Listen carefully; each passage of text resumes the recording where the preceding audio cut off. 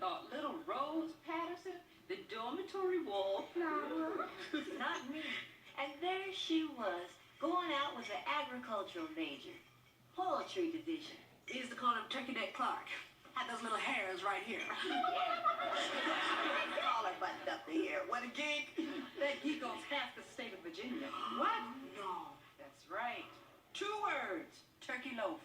You mean it's true? Do you know it is people like Turkey Neck Clark that frighten me? Why? Because when my 23-year-old son, Christopher, reads an article like that in the newspaper, he wants to go right on out and put a down payment on his own turkey farm.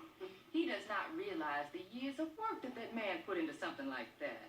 Work. These kids don't see that. I mean, all they see is the cash rolling in. What do they want? Money. When do they want it? Now. Whose do they want? Mine.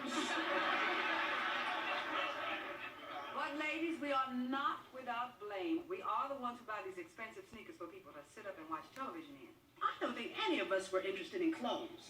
Well, except Millicent here. Yes, it's true. I like to dress well. Still do. But I was with you guys at Gilliam's 5 and Dime. The lunch counter. Thursday, April 25th, 1963. I was never so scared in my life. Do you remember how we marched in? Oh, yes. We were the second shift. We came shoulder to shoulder. Tapped the first shift on the back. They turned and moved off their stools to the left. And then we got in on the right and sat down. And who was sitting at the end of that lunch counter? The yellow hat. Shake like Napoleon. Professor K flew under it. The sound of those heavy feet coming across that linoleum floor towards us. We just kept looking straight ahead. And all of a sudden, hey, girl!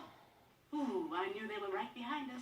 Listen, the next thing I heard was, you look downright thirsty, girlie. And they poured Coke in my lap. They really got you good, Millicent. What did they say? You ain't getting nothing to eat. Then they picked up this ketchup bottle and they shook it in my face. Then they said, how about some ketchup? And they poured this stuff all over my dress. I was so glad that that was just ketchup running down my dress. And you almost broke. Yeah. But I looked over there and saw the yellow hat sitting straight up, straight as a board, eyes dead ahead. She didn't even look at me. She said, don't you move. Professor Cable says don't move. You don't move. But you know, the next day when we went to class, we were so proud. And what did Professor Capel say? Ladies, you have a responsibility to fight injustice. And you have a responsibility to educate yourselves. Now, yesterday, when you missed my class, you chose one over the other. And I have asked my substitute to give you all an F for the day. Wait, that didn't Oh, she made me so mad. But do you know she was right? I went back to see Professor Cable after that class. You did? I wanted to talk about that lunch counter. I wanted to know, how is it that people could hate like that? And I figured that if anybody had the answer, certainly it would be a professor of philosophy. In all the time that I knew her, it was the only time she did not have an answer. But she did say something to me that I have cherished to this day, which is why I volunteered to organize this dinner. What was that? She told me I was her favorite student. Oh, that's lovely, Claire. Because she told me I was her favorite student.